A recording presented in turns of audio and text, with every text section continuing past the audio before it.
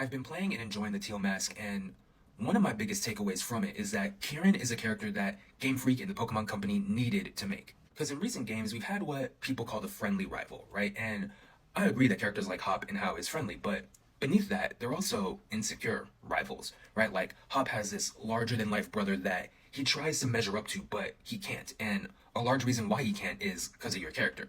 And by the end of it, he pivots completely and is like, you know what, I'm gonna go to grad school, right? I'm gonna go be a professor now. And How, by the end of Sun and Moon, How actually really wants to beat you, right? He actually really wants to take things seriously and get stronger, but again, he can't beat you. And by the end of Sun and Moon, he's looking for strength in different places, right? He's talking about going to Kanto, finding his dad, finding Lily, and all these other things.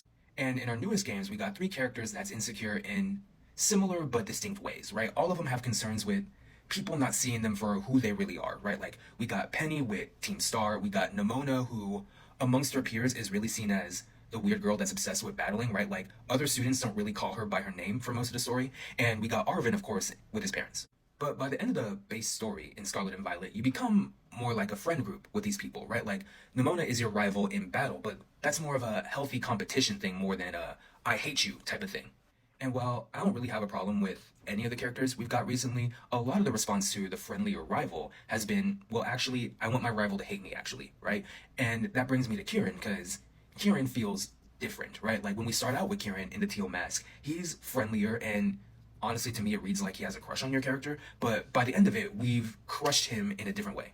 Because so much about Scarlet and Violet has been about not knowing, right? Whether it's Clavel trying to figure out what happened with Team Star a year and a half ago, or even in the Teal Mask with Briar trying to figure out a way to prove Heath right? A lot of things people just don't know.